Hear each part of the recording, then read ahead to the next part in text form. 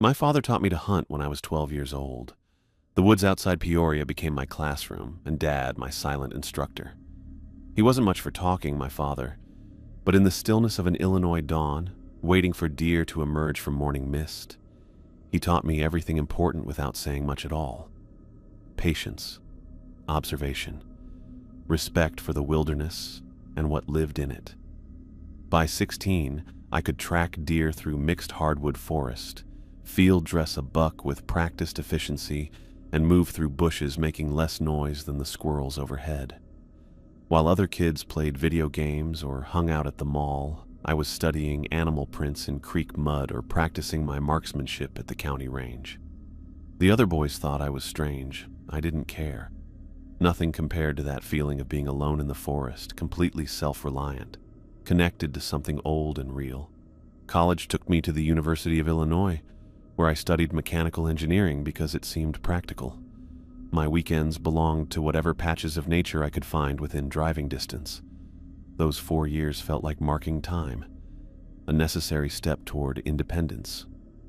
But the classroom never compared to what my father had taught me with his calloused hands and knowing silences. After graduation, I took a position at Midwest Engineering Associates in Springfield, Missouri. The job promised advancement and good pay, but what really sold me was the proximity to the Ozarks. I could build a career and still have wilderness at my doorstep. That was 8 years ago.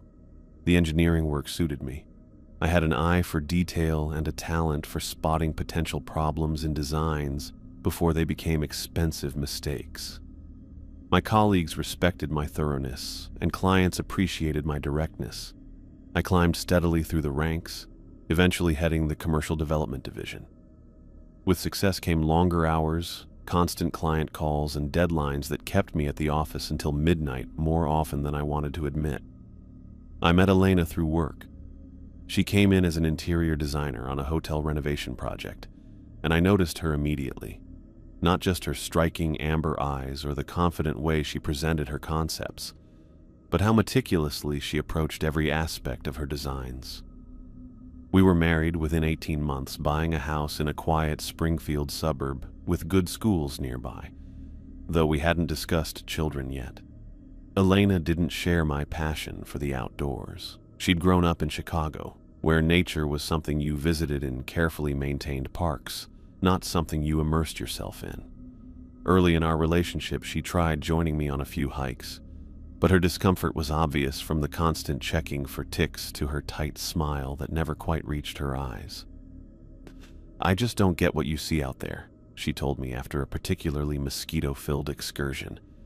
"We have this beautiful home with all the comforts anyone could want. Why spend your weekend getting dirty and exhausted?" I tried explaining it once, that feeling of connection, of being part of something bigger than myself, but the words came out clumsy and inadequate. So we reached an unspoken agreement. My outdoor trips became solo adventures, while our shared time centered around home improvements, dinner with friends, and occasional city weekends. It worked for us, mostly, but something essential in me started to wither without regular time in the woods, so I made it a priority. 1 weekend each month, sometimes 2 during winter when work slowed, I'd take a day trip to hike, fish, or simply sit in silence among trees. Elena never complained, though I sometimes caught a flicker of concern when I checked my revolver before leaving. "You really think you need that?" she asked the first time she saw me pack it. "Probably not," I admitted, sliding the .38 into its holster. "But spend enough time in remote areas, you learn to prepare for anything." The last week of November had been brutal at work. We'd lost a major contract due to a miscalculation in the bid, not my department's error. But I'd spent days in damage control meetings. The office politics turned toxic, with departments pointing fingers and executives demanding explanations. By Friday evening, I felt hollowed out, my thoughts scattered and jumpy. I needed trees and silence more than I had in months. That night, after a quiet dinner with Elena, I retreated to my home office and started browsing hiking forums. The usual trails near Springfield wouldn't cut it. I needed something new, somewhere I could truly lose myself for a few hours. On a site dedicated to Ozark hiking, I found a thread about a secluded section of the Ozark Trail in Mark Twain National Forest, about 2 hours southeast of Springfield. Hardly ever see another soul out there, especially this time of year, one user wrote. 7-mile loop with some nice views from the ridge lines. Not technically challenging, but remote enough to feel like you've left civilization behind. I studied the trail photos, noting the white diamond blazes marking the path through dense oak and hickory forest. The terrain looked perfect, challenging enough to demand attention, but not so difficult that I'd spend the entire hike watching my footing. Several commenters mentioned wildlife sightings, deer, wild turkey, even the occasional black bear, though those were rare in Missouri. I mapped the drive, just over 2 hours from our house to the trailhead. If I left early enough, I could be on the trail by sunrise, complete the loop by early afternoon, and be home for dinner. Elena had plans to meet friends for lunch anyway, perfect timing. That night, I packed with my usual precision, laying everything out on the bed in our spare room. My day pack contained 3 liters of water, protein bars, beef jerky, a small first aid kit, a compass, and a physical map of the trail area in addition to the GPS on my phone. I added a headlamp, extra batteries, and a lightweight emergency blanket, another habit from Dad, who insisted on preparing for unexpected overnight stays even on day hikes. My hunting knife went into its leather sheath on my belt. Last came my .38 Smith & Wesson revolver. I checked it carefully, loaded 5 rounds, and secured it in my hip holster. Missouri's concealed carry laws made this legal, and in remote areas, the gun provided peace of mind against both 4-legged and 2-legged threats. I laid out my clothes, moisture-wicking base layer, flannel shirt, insulated vest, and waterproof jacket. Thick hiking socks and broken-in boots completed the outfit. The weather forecast predicted temperatures in the low 40s, cold enough to keep casual hikers away, perfect for someone seeking solitude. Elena came in while I was packing and leaned against the doorframe, watching me with a small smile. "Got everything you need to survive the apocalypse?" she asked. "Just the essentials," I replied, returning her smile. "I'm not going far, just a new trail I found online. Should be back for dinner." She nodded, then crossed the room and kissed me lightly. "Be careful out there, okay? Cell reception can be spotty in those hills." "Always am," I promised. "I'll text when I'm headed back." That night I slept poorly, partly from anticipation and partly from lingering stress from work. By 4:30 a.m. I gave up trying, quietly showered and dressed in the dark. Downstairs I made a thermos of coffee and grabbed a banana for the drive. Before leaving, I paused in our bedroom doorway, watching Elena sleep. The soft rhythm of her breathing, the way her dark hair spread across the pillow. These moments always stirred something protective in me. I moved to her side and gently kissed her forehead. She stirred slightly but didn't wake. "I love you," I whispered, though I knew she couldn't hear me. The cold hit me hard when I stepped outside, making my lungs sting. I loaded my gear into my Ford F-150 and started the engine, letting it warm up while I scraped frost off the windshield. The neighborhood was quiet, with just a few porch lights on. As I backed out of the driveway, I felt better already. I always do when I head out alone. The roads were empty as I drove through Springfield and got onto Highway 60 going southeast. My headlights lit up the road ahead and I sipped coffee while listening to classic rock playing softly. After 2 hours of driving through more and more country roads, I reached the turnoff for the Forest Access Road. I followed it for 3 miles, my truck handling the bumpy dirt path no problem. The sky was getting lighter, turning from black to dark blue, but the trees were still pretty dark. The trailhead parking area was basically just a wide spot in the road with room for maybe 6 vehicles. Mine was the only one there, exactly what I wanted. I turned off the engine and sat for a minute, listening to the engine cooling down and the first bird starting to chirp. I checked my watch. 6:45 a.m. Perfect time to start hiking as daylight filled the forest. I put on my day pack, adjusted my belt so I could easily reach both my knife and revolver, and locked the truck. The air smelled like pine and damp dirt, fresh and crisp.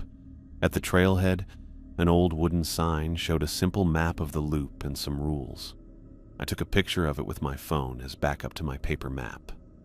The white diamond trail markers stood out on the tree trunks. With one last look at my truck, I stepped onto the trail and into the trees, not knowing that this normal morning hike would change everything. All the stuff before today would soon feel like someone else's life. Back then, I thought I knew what the wilderness was all about.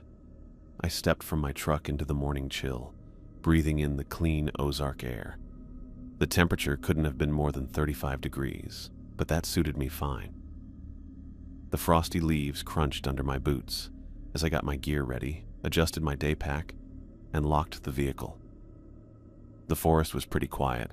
Sunlight had just started coming through the trees, making bright spots on the ground. I checked my watch, 6:52 a.m., perfect timing. The trailhead was about 20 feet ahead, marked by a simple wooden sign with a carved map of the 7-mile loop. I took a moment to relax, feeling the stress start to fade away. All the work stuff, spreadsheets, client calls, office drama, didn't matter out here. This was why I came, to feel like myself again instead of some guy in work clothes sitting through meetings. The white diamond trail markers were easy to spot in the early light against the dark tree bark. I followed them into the forest, my footsteps the only sound besides a few birds chirping. Hiking in November meant empty trails, no crowds with their speakers blasting music, no big family groups, just me in the woods. That made me smile. This is exactly what I needed, I said to no one, my voice seeming small under the vast dome of trees. The trail went through patches of oak and hickory trees. Most of their leaves had already fallen, letting me see bits of sky that would be hidden in summer. I kept a steady pace, not too fast or slow. My breathing matched my steps as I walked. About a mile in, the path went uphill toward a ridge. It wasn't super steep, but enough to make me warm up and unzip my jacket halfway. At the top, I could see through the trees to the view, hills stretching out, all brown and deep red from fall. I stopped for a minute to look. 2 hawks flew circles overhead, barely flapping their wings. I watched until they disappeared behind a far-off hill. Back on the trail, I looked down at the ground, checking out the tracks in the mud and leaves. Fresh deer prints crossed the path, looked like a mom and baby based on their size. Turkeys had scratched around in spots where they'd been looking for acorns. I noticed all this stuff without really thinking about it. My dad taught me that animal signs aren't just interesting. They actually tell you how a forest works. You learn where animals find water, food, and which places might have predators.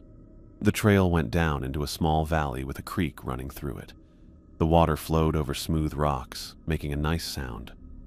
I checked my watch. I'd been hiking for just over an hour. Good time for a break. I took off my pack and sat on a fallen log by the creek. I opened my water bottle, took a few long drinks, then filled it up from my reservoir. The hike and cold air had made me thirstier than I thought. That's when it hit me. A smell so bad it made me pull back. It was disgusting, like sewage and rot mixed with something else I couldn't place. It wasn't just the normal smell of a dead animal or natural decay. This was too strong, almost fake smelling. I covered my nose with my sleeve. What the hell? I stood up and looked around.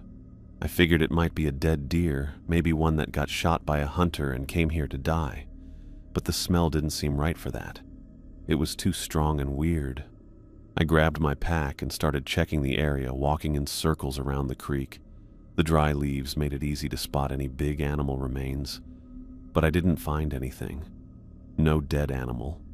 No dug-up ground that might show something buried. Nothing to explain the awful smell. After about 10 minutes of looking, I gave up and went back to the trail. Whatever it was, I couldn't see it, and the smell was making my eyes water. Maybe some kind of chemical runoff, I thought. though my map showed we were at least 5 miles from any road or building. As I kept hiking, the smell got weaker and was gone after another quarter mile. I took deep breaths of fresh air, happy it was gone.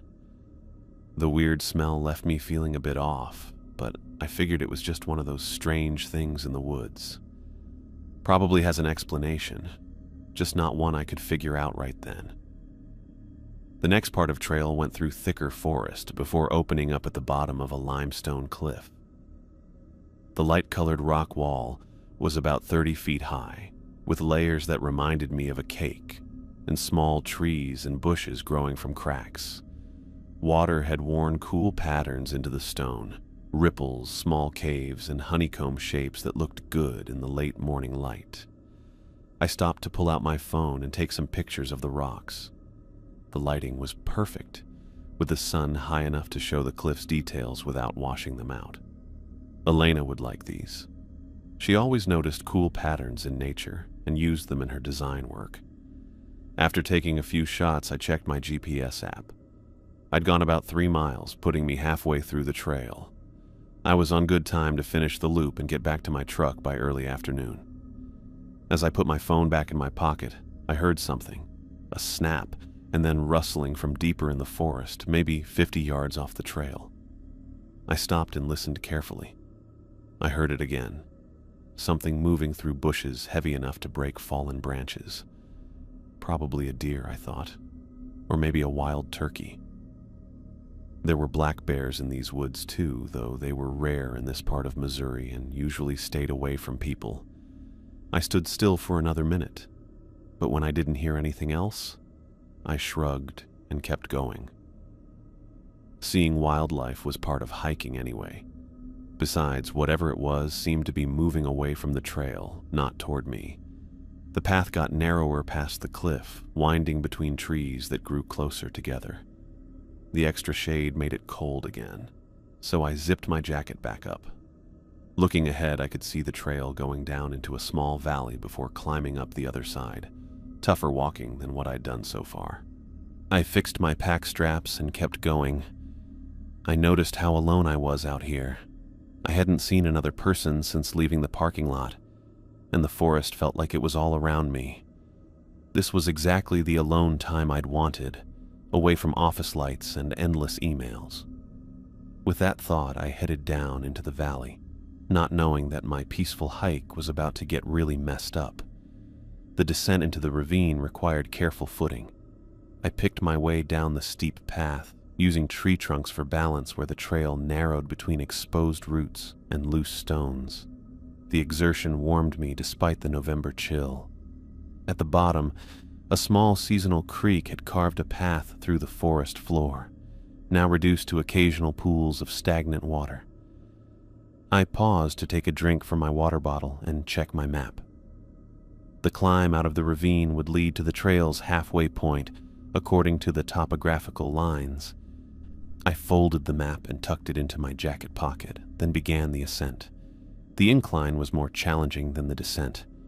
My breathing grew heavy as I climbed, and I found myself stopping twice to rest. The forest seemed different on this side of the ravine. The trees grew closer together, creating deep pockets of shadow even in late morning. No matter. I'd hiked through denser woods than this. 20 minutes of steady climbing brought me to the ridgeline. A weathered wooden sign stood at a small clearing, its surface gray and cracked from years of exposure. The carved letters had once been painted white, but now appeared as shallow grooves in the wood. Trail midpoint, 3.5 miles. I'd made good time. According to my watch, I'd been hiking for just under 2 hours. I shrugged off my pack and set it against the signpost, rolling my shoulders to release the tension. The view from this vantage point was less impressive than the earlier vista, just more trees stretching into the distance, their bare branches creating a complex lattice against the sky. That's when it hit me again. The putrid smell from earlier, but magnified. It rolled over me like a physical wave, so intense I nearly gagged. I pulled my jacket collar up over my nose, but the fabric offered little protection against the stench. It reminded me of roadkill left too long in summer heat, mixed with something chemical and wrong. Jesus, I muttered into my collar, eyes watering. I turned in a slow circle, searching for the source. Nothing visible explained the overwhelming odor. No dead animal, no stagnant pond, nothing that might account for such a powerful stench. The smell seemed to come from everywhere and nowhere at once. As I stood there, trying not to breathe too deeply, I noticed something else. The forest had gone completely silent. No bird calls, no rustling of squirrels in dry leaves, not even the buzz of late-season insects. The absence hit me harder than the smell. A vacuum of sound where there should have been dozens of small noises. I knew these woods. Not this specific trail, but forests like it. They were never completely quiet. Not even in winter. Something had silenced the normal inhabitants. My hand moved to the revolver on my hip, fingers brushing the grip without drawing it. I felt exposed, standing in the clearing. Years of hunting had taught me to trust that prickle at the back of my neck, the one telling me eyes were watching. I listened, focusing past my own breathing. For several long seconds, nothing. Then, a crack of branches behind me, maybe 30 yards back down the trail I'd just climbed. Too loud for a squirrel or raccoon, too heavy. Another crack, then the distinctive sound of something large moving through brush. My mind cataloged possibilities. Black bear, most likely, though they rarely approached humans. Maybe a feral hog. They'd become more common in southern Missouri over the past decade. Either could be dangerous if startled or if I stood between them and a food source or young. I drew the revolver, the weight familiar in my hand. "Hey!" I called out, my voice unnaturally loud in the silent forest. "Make some noise out there!" Hikers and hunters often called out to warn wildlife of their presence. Most animals would avoid humans if given the chance to retreat. No response came except more movement, now moving to my left, circling toward where the trail continued. The smell grew stronger, making my eyes water and my throat constrict. This wasn't right. Bears had a distinct odor, musky and wild, but nothing like this concentrated rot. And bears didn't typically circle humans. They either approached directly or retreated. I backed away from the sign, keeping my eyes on the tree line where I'd heard the movement. The revolver remained steady in my hand, pointed at the ground but ready to raise if needed. "I'm armed," I called out, considering the remote possibility this was a person. "Identify yourself." Nothing but more movement, heavier now, branches snapping with deliberate force. Whatever was out there, it wanted me to know it was there. My mouth went dry. I grabbed my pack and slung it over one shoulder, unwilling to take my right hand off the revolver to properly adjust both straps. The smell had become nearly unbearable, making it difficult to think clearly. I began walking again, faster now, following the trail away from the sign. Every few steps, I glanced back over my shoulder, expecting to see something emerge from the trees. Nothing appeared, but the sounds continued, keeping pace with me just out of sight. The path narrowed again as it wound through a section of younger trees. I moved quickly but carefully, not wanting to trip or make enough noise to mask the sounds of my pursuer. My boot caught on an exposed root, and I stumbled forward, catching myself before falling. In that brief moment of imbalance, the sounds behind me accelerated, as if whatever was following had sensed vulnerability and surged forward. I spun around, revolver raised, aiming at nothing. The trail behind me was empty, the trees still. But the smell, God, the smell was stronger than ever, thick enough to taste. My training took over. I turned and continued forward at a steady jog, no longer concerned about making noise. The .38 remained in my hand, my thumb resting on the hammer. 5 rounds, I reminded myself. 5 chances if this went bad. The trail curved ahead, following the natural contour of the ridge. As I rounded the bend, I saw what I'd been hoping for, a fork in the path, marked by another wooden sign. I approached it at a jog, reading the directions quickly. Loop continuation, 3.5 miles. Return to trailhead, 3.5 miles. I'd planned to complete the full loop, but that no longer seemed smart. Something was following me, something that didn't act like any animal I knew. The direct route back to the parking area was safer. I only paused for a second before taking the left fork, heading back toward my truck. As I made my decision, the movement behind me completely stopped. The sudden quiet freaked me out more than being followed. I stopped and listened carefully, still holding my revolver ready. 10 seconds passed. 20. Nothing. Had it given up? No, that didn't feel right.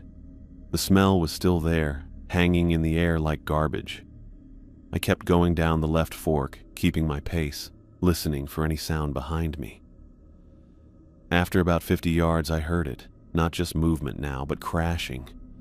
Whatever had been stalking me wasn't trying to hide anymore. The sounds came faster, branches breaking, leaves crunching under something heavy. That's when it hit me. I wasn't being followed. I was being hunted. When I realized this, my body flooded with adrenaline. I started running, not caring about staying quiet anymore. Behind me, the crashing got louder, faster, keeping up with me. I didn't look back. Couldn't risk it. But I just knew the distance between us was getting smaller.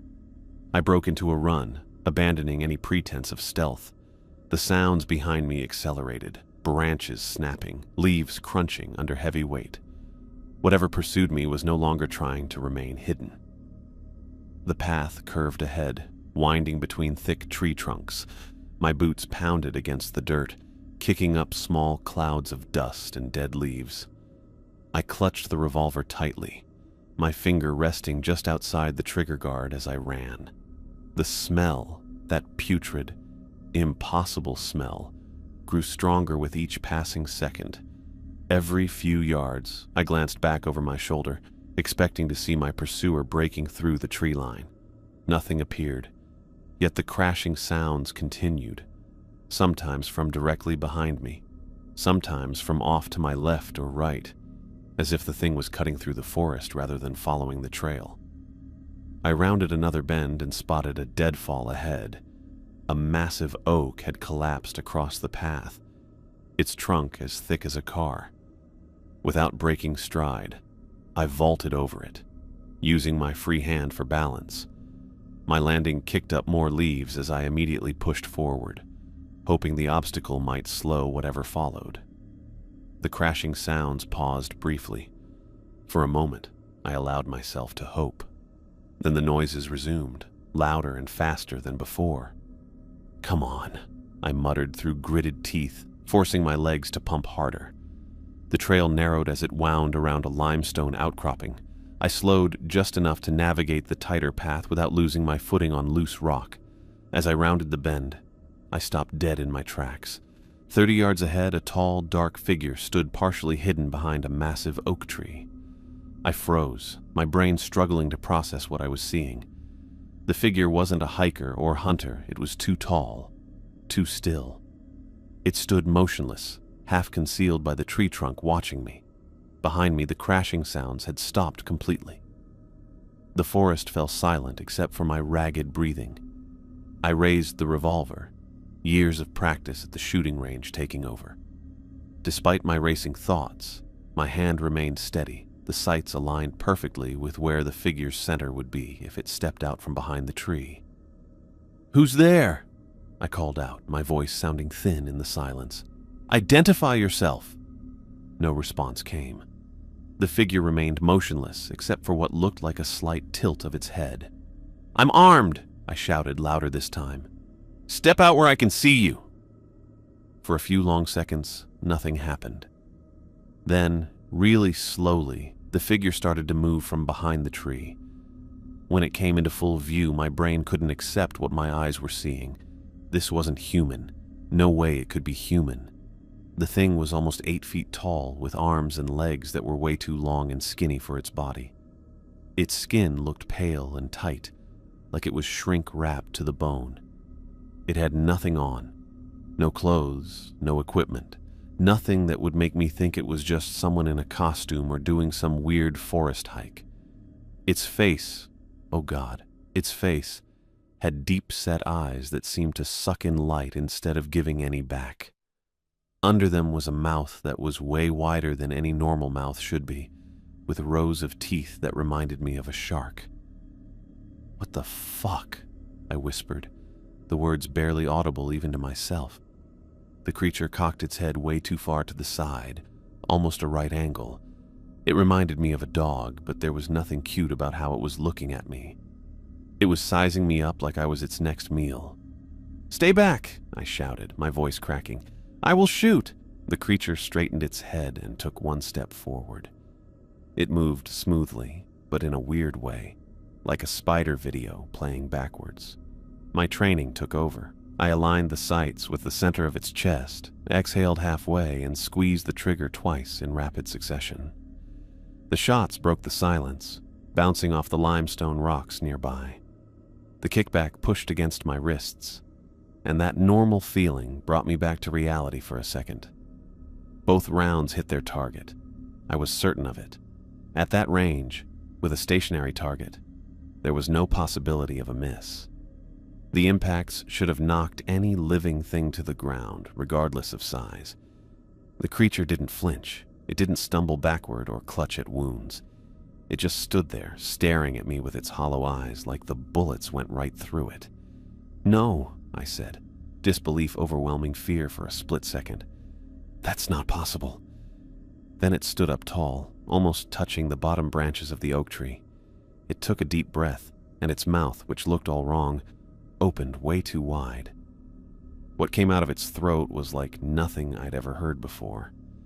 Not a normal animal noise at all, but this weird, high-pitched screech that felt like it was stabbing into my head. The sound had these crazy tones that didn't belong together and made my teeth hurt and my eyes go blurry. I covered my ears with my hands and almost dropped my gun. It hurt bad, like someone was jamming something into my ears. When it finally shut up, I put my hands down, but my ears were still ringing. The creature had changed how it was standing. Now it was kind of crouched down, with its super long arms hanging down, fingers almost touching the ground. I could tell right away it was about to charge at me. I didn't even think. I just turned and ran. I heard it coming after me, not crashing through the bushes like before, but moving fast with too many steps for something on two legs. I looked back once and immediately wished I hadn't. The thing wasn't running like normal. It had dropped down on all fours, but not like a regular animal. Its legs and arms were bending in ways they shouldn't, twisting backwards and sideways as it moved like some giant bug. It was catching up way too fast, closing the gap between us with each weird, stretched-out step. I ran harder than I ever had, with tree branches hitting my face as I went. My lungs were burning, and the gun suddenly felt heavy and useless in my hand. I forced my legs to pump harder, pushing my body beyond what I thought possible. The revolver felt useless in my hand, but I refused to drop it. Maybe if I got closer, maybe then the bullets would have an effect. The thought was irrational, but terror doesn't follow logic. The creature gained ground with each second. Its movement defied natural physics. All wrong angles and too quick bursts of speed. Those elongated limbs bent and twisted in ways that made my brain hurt just trying to process what I was seeing. Without slowing, I twisted my upper body and fired another shot behind me, not bothering to aim. The report echoed through the trees, but I didn't wait to see if I'd hit anything. The previous direct hits had done nothing. A wild shot was just desperation. My lungs burned with each breath. Sweat poured down my face despite the November chill, stinging my eyes and blurring my vision. I wiped it away with my sleeve without breaking stride. Ahead, the trail narrowed dramatically where it crossed a dry creek bed carved into the hillside. The path descended steeply, then climbed up the opposite bank at an equally sharp angle. Under normal circumstances, I would have slowed, picked my way down carefully. These weren't normal circumstances. I half ran, half slid down the embankment, loose dirt and pebbles rolling beneath my boots. The creek bed itself was mostly dry, just a few stagnant puddles remaining from the last rainfall. I splashed through one, my boots finding purchase on the rocky surface. The climb up the opposite bank stood right in front of me. Steeper than it had appeared from above, the trail switchbacked up between exposed roots and limestone outcroppings. I grabbed at roots and rocks, pulling myself upward, the revolver still clutched in my right hand. Behind me, the sounds changed. The rapid footfalls paused at the creek bed, then resumed with a different rhythm, faster, more determined. It knew I was slowing. Come on, I muttered to myself, scrambling faster. 3/4 of the way up the bank, my right boot came down on loose gravel. The rocks shifted beneath my weight, and my ankle rolled sideways. In that split second of imbalance, every advantage I'd fought for vanished. I felt it before I saw it. Something impossibly sharp cutting across the backs of both legs just above the knee. Not claws, this was different. It felt like being struck with a blade of ice or stone, slicing clean through fabric, skin, and deeper. Pain exploded through my lower body. My legs buckled instantly, no longer able to support my weight. I fell forward, arms outstretched, the revolver flying from my grasp. My head struck something hard, a rock protruding from the trail. Bright light burst behind my eyes, followed by tunneling darkness closing in from all sides. The last thing I registered was the overwhelming stench of rot and chemicals. So close now it seemed to fill my throat and lungs. Then nothing. Cold. That was my first sensation. Bone-deep cold that had settled into my body. I opened my eyes to a darkening sky visible through bare branches overhead. For several seconds, I couldn't remember where I was or what had happened. Then it all rushed back. The creature, the chase, the attack. I tried to sit up and screamed as white-hot pain tore through both legs. Looking down, I saw my pants soaked with blood from mid-thigh downward. Both legs lay at wrong angles, clearly broken. Not just broken, shattered. The forest had fallen completely silent. No birds, no insects, no rustling leaves, and no sign of the creature. It had vanished, though its putrid smell lingered in the air, weaker now but unmistakable. I fumbled for my pack, which had somehow remained on my back during the fall. My fingers felt thick and clumsy, and my vision swam with each movement. Concussion, I thought dimly. Add that to the list. I checked my watch. 2:37 p.m. I'd been unconscious for over an hour. The November sun already hung low in the sky, beginning its early winter descent. In less than 3 hours, I'd be in complete darkness. My phone showed no service, not surprising given the remote location. I was at least 2 miles from the parking area, maybe more if I'd gotten turned around during the chase. The reality of my situation crashed down on me. 2 broken legs, a head injury, no cell service, temperatures that would drop into the 30s after sunset, and somewhere out there, a creature that had hunted me for sport. I found my revolver in the dirt about 2 feet away. I grabbed it, checked the cylinder. 2 rounds left. I tucked it into my waistband, knowing it offered little protection, but unwilling to leave it behind. Survival mode engaged. I needed to make it back to the truck. Every wilderness first aid course taught the same thing. If you can't walk out and no one knows to look for you, crawling becomes your only option. I took stock of what I had. My pack with water, some protein bars, a space blanket, a flashlight, matches, and basic first aid supplies. Nothing that could help with injuries this severe. Rolling onto my stomach sent new waves of pain crashing through my legs. I bit down on my sleeve to keep from screaming again. The metallic taste of blood filled my mouth. I'd bitten through my lip without realizing it, 1 yard at a time. That's all I could manage. I dug my elbows into the dirt and pulled, dragging my useless legs behind me. Each inch forward brought fresh agony, but I forced myself to continue. The trail back to the parking area was marked with white diamond blazes on trees. I focused on reaching the next marker, then the next, breaking the impossible distance into manageable goals. The sun continued its descent as I dragged myself along the forest floor. My world narrowed to the pain, the effort of movement, and the distance between trail markers. Nothing else mattered. Not the creature, not the wilderness I once loved, not even Elena waiting for me at home. Just the next white diamond, and the next, and the next. The effort of dragging myself took over everything. Every move needed all my attention, a pattern of pain that was all I knew now. Dig the elbows in, pull forward a few inches, rest, repeat. The forest floor scraped my skin through my jacket sleeves, but that hurt way less than the pain shooting from my broken legs. Blood soaked through my pants, leaving dark smears on the ground behind me. I couldn't feel my feet anymore. One small break in all this pain. The numbness crept up my legs, mixing with sharp bursts of pain whenever my legs hit rocks or roots. My watch said 3:15 p.m. I'd been crawling for less than 40 minutes, but in that time I'd covered maybe 50 yards. At this rate, I wouldn't reach the trailhead until sometime tomorrow. The temperature would drop into the 30s tonight. People died of exposure in warmer conditions than that. I couldn't stop.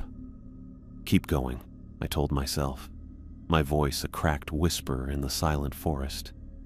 I didn't hear any birds or animals. That thing had scared everything away. Even though it was gone for now, the woods stayed quiet.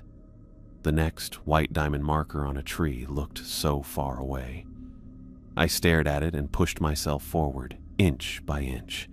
My backpack dragged behind me while still attached to me. It made moving harder, but I needed my supplies. I lost track of time. All I knew was how far I'd moved and how much it hurt. Getting to each trail marker felt like winning a small battle, but reminded me I had a long way to go. My hands and arms got scraped up from crawling on the ground. The November afternoon got dark faster than I thought it would. My watch said 4:30 p.m. when the woods started getting dark. The sun wasn't completely down yet, but under all these trees it got dark early and really dark. I stopped to drink some water, struggling to get the bottle from my pack. My hands shook bad. From being tired, losing blood, or the cold, I couldn't tell. Probably all of it. As it got darker, I started to worry. What if I couldn't make it back before night? What if that thing came back? What if Elena, waiting for me to come home for dinner, called for help? Who wouldn't get here until tomorrow morning at the earliest? I tried not to think about that stuff. I had to focus on what was right in front of me. The next marker, the next yard, the next inch. It got dark really fast. I turned on my flashlight and held it in my teeth while I crawled, the light bouncing around as I moved. The white diamonds caught the light, making them easier to see in the complete darkness. I got colder as the temperature dropped. I started shivering so bad it made crawling harder. I stopped long enough to pull out the emergency space blanket from my pack, wrapping it around my shoulders and tucking it around me as best I could. It made crinkling noises every time I moved, sounding extra loud in the quiet forest. Once it was completely dark, the woods looked different. Trees were just black shapes. Every dark spot seemed dangerous. My flashlight only lit up a small area in front of me, making everything else seem even darker. 2 more markers, I promised myself after checking my GPS. Then rest. I kept moving, the space blanket dragging behind me. The ground got harder, colder. Frost started forming on fallen leaves. My breath came out in visible puffs that caught the flashlight beam. Time dragged on. My GPS showed I'd covered less than a mile in 4 hours of crawling. The trailhead was still over a mile away. At my current pace, I wouldn't reach it until well after midnight, if I could keep moving that long. The pain in my legs was so bad I couldn't even describe it anymore. It hurt so much it felt like the pain was its own thing, following me and screaming for attention every time I moved. Around 9 p.m., I reached a relatively flat section of trail. I allowed myself 10 minutes of rest, using the time to eat a protein bar and drink more water. I needed calories to keep moving, to maintain what little body heat I still generated. When I started again, my arms shook with fatigue. How much longer could I force them to drag my weight forward? How much blood had I lost? These questions kept popping up in my head, but I couldn't focus on them. The temperature continued to drop. My hands lost dexterity, and I had to periodically tuck them under my armpits to restore enough feeling to continue. The flashlight beam weakened as batteries drained. I had spares in my pack, but lacked the coordination to change them with my numbed fingers. Midnight approached. The forest looked weird in the darkness, just black and silver shapes in the moonlight coming through bare branches. I could only focus on the few feet of ground ahead of me, lit up by my dying flashlight. The trail widened almost imperceptibly. My GPS confirmed what I barely dared hope. I was approaching the final quarter-mile to the trailhead. The news gave me a second wind, pushing me forward despite how much my body hurt. When I finally saw the wooden trailhead sign in my flashlight beam, tears filled my eyes. The parking area lay just beyond. My truck waited there. The last 100 yards took nearly an hour. I crawled across gravel that tore at my hands and elbows, each piece feeling like broken glass against my raw skin. The truck looked exactly as I'd left it, weirdly normal after everything that had happened. I reached the driver's side door and pulled myself up to reach the handle, nearly passing out from the effort. The door swung open. Getting inside became another brutal challenge. Lifting my ruined legs high enough to clear the door frame generated pain that left me gasping for air, spots dancing across my vision. Somehow I managed it. I pulled my body onto the seat, legs dragging behind. The effort left me panting, drenched in cold sweat. I slammed the door shut and locked it, an automatic gesture that seemed absurdly inadequate against the thing in the forest. The keys were still in my jacket pocket. My fingers felt like wooden sticks as I fumbled them into the ignition. The engine roared to life, and heat began pouring from the vents. I sat there for several minutes, shaking violently as warmth slowly crept into my frozen body. I needed a hospital. The nearest town of any size would be Rolla, about an hour's drive. I put the truck in gear and turned on the headlights, illuminating the empty Forest Service road ahead. Driving with unusable legs presented its own challenges. I had to operate the pedals using only my right hand, reaching down to press the gas while steering with my left. At any other time, it would have been impossible, but adrenaline and survival instinct made the impossible necessary. The forest road stretched before me, rutted and narrow. Each bump sent fresh waves of agony through my legs, but I kept going. The 20 miles to the highway took over an hour, my speed rarely exceeding 15 miles per hour in the darkness. When I finally reached the highway, the dashboard clock showed 2:13 a.m. Rolla lay another 30 miles ahead. There was no traffic at this hour, the road empty in both directions. I pushed the truck faster, my hand cramping from holding down the gas pedal. The road blurred before my eyes. I caught myself nodding off twice, jerking awake as the truck drifted toward the shoulder. Blood loss, exhaustion, and injury were taking their toll. I rolled down the window, letting the cold air wake me up. Lights appeared ahead. Civilization. A gas station sat on the outskirts of Rolla, its bright lights visible in the darkness. I pulled into the parking lot, aiming for the spot directly in front of the entrance where the night attendant would see me. My strength had reached its limit. I couldn't get out of the truck. Instead, I leaned on the horn, the sound breaking through the quiet night. I pressed it again and again, holding it down for long intervals until lights came on inside the station and a figure appeared at the door. Before the attendant reached my truck, darkness closed in from all sides. My last conscious thought was relief. Someone had found me. Someone would help. I woke to bright lights and the antiseptic smell of a hospital room. Machines beeped steadily nearby. An IV line ran into my arm, and both legs were elevated in casts that extended from ankles to mid-thighs. "He's awake," someone said. Elena's face appeared above me, eyes red-rimmed from crying, her dark hair pulled back in a hasty ponytail. "Michael," she whispered, taking my hand. "You're okay. You're at Phelps County Regional." A doctor joined her, a middle-aged man with tired eyes and a clipboard. "Mr. Harmon, I'm Dr. Reynolds. You're stable now, but you've got multiple fractures in both legs, severe blood loss, early hypothermia, and a concussion. Can you tell me what happened to you?" I swallowed, my throat dry as sandpaper. Elena held a cup of water with a straw to my lips, and I took a small sip before speaking. "I was hiking," I began, the words coming slowly. "Something attacked me on the trail." "What kind of animal was it?" the doctor asked, pen poised over his clipboard. I looked at him directly. "It wasn't an animal, not like anything I've ever seen." I described the creature in detail, its impossible height, the pallid skin stretched over its skeletal frame, those hollow eyes that absorbed light, the mouth with too many teeth.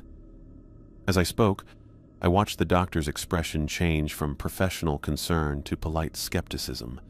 He exchanged a glance with a nurse standing nearby that I recognized immediately, the look medical professionals give when they think a patient is confused or hallucinating.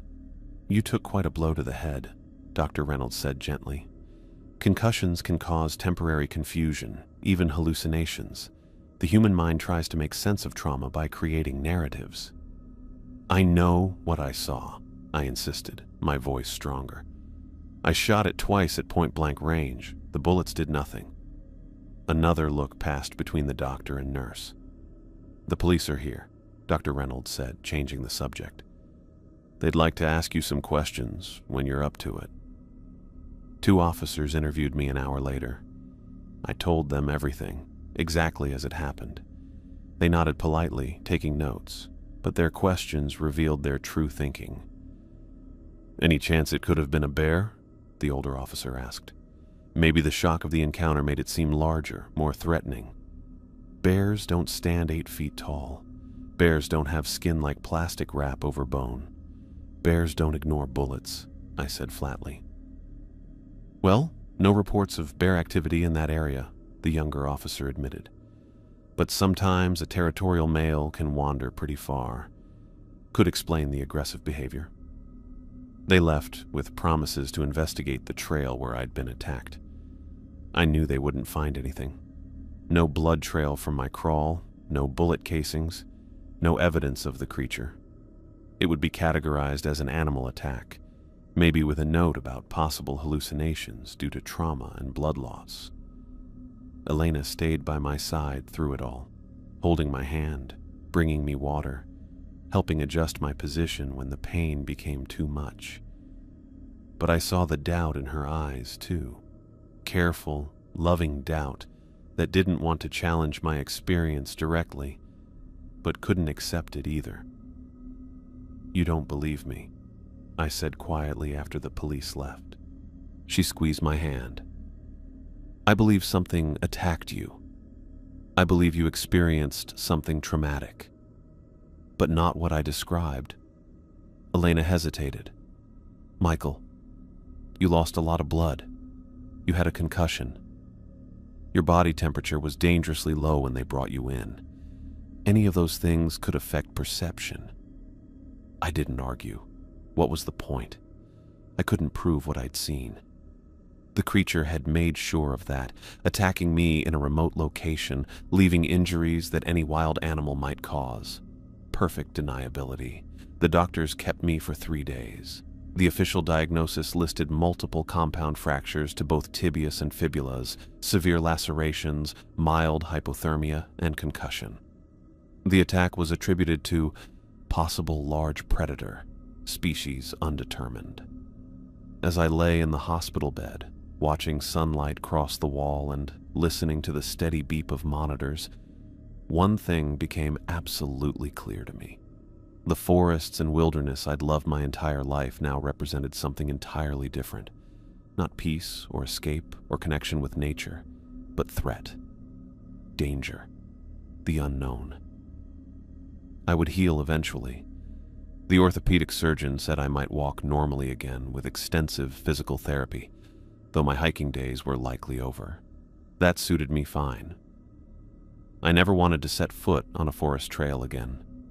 I knew with complete certainty what I had seen was real. Not a bear, not a hallucination. Something that shouldn't exist had hunted me for sport. had toyed with me before attacking, had left me alive when it could easily have killed me. The wilderness had revealed its true face to me, and I would never forget it.